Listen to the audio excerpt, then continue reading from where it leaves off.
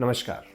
आज हम सभी लोग यहाँ पर डायबिटिक रेटिनोपैथी के बारे में थोड़ा चर्चा करने के लिए उपलब्ध हैं। और डायबिटिक रेटिनोपैथी हमारी शुगर के भाग से होने वाली आँखों की समस्या को कहते हैं। डायबिटिक रेटिनोपैथी में हमारी जो पर्दा होता है आँखों का, उसमें अगर बढ़ते शुगर की असर की वजह से जो हमारी वेसल्स होती हैं उसमें फ्लूइड या जिसको पानी भी कहते हैं या फिर खून का भी रिसाव होता है, जो कि लगातार हमारे पर्दे के ऊपर अगर इकट्ठा होता रहे तो पर्दे पर सूजन बनाता है। और इसी सूजन की वजह से अगर वो हमारे पर्दे के बीच वाले भाग जिसको फोविया कहते हैं उसको भी प्रभावित करता है तो हमारी रोशनी पर भी उसका असर आता है।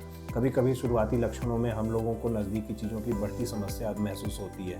कभी आंखों के सामने तैरते फ्लोटर्स जिसको भी कहते हैं उसके भी अंश हमको दिखते हैं और उसकी परछाई महसूस होती है। चीज़ें कभी कभी उबड़ खाबड़ भी दिखती हैं हमें।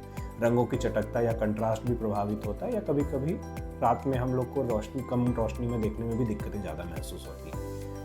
हमारी वेसल से होने वाले फ्लूइड या ब्लड के लीकेज की वजह से हमारी पर्दे पर जो सूजन आ जाती है, इसकी मात्रा अलग अलग समय के साथ में बढ़ती जाती है, जिसके हिसाब से हमने डायबिटिक रेटिनोपैथी की स्टेजिंग की हुई है। हमारे पर्दे के सामने जो विट्रियस होता है या फिर जो जेल होता है उस पर भी ब्लड आ जाता है, जिसकी वजह से हमारी रोशनी बहुत ही ज़्यादा प्रभावित हो जाती है। तो शुगर के बढ़ते असर को कम करने के लिए हमें शुगर का बेहतर कंट्रोल सबसे ज़्यादा ज़रूरी हो जाएगा हमारे लिए।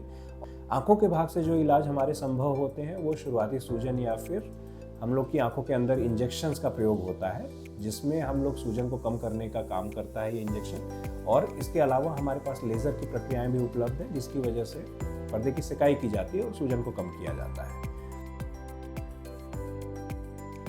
आंखों में बहुत ज़्यादा बढ़ते हुए ब्लड या फ्लूइड के रिसाव अगर हों, जिसकी वजह से पर्दे पर तनाव या खिंचाव उत्पन्न होता है, ऐसी परिस्थितियों में हम लोगों को पर्दे की सर्जरी भी करनी पड़ती है।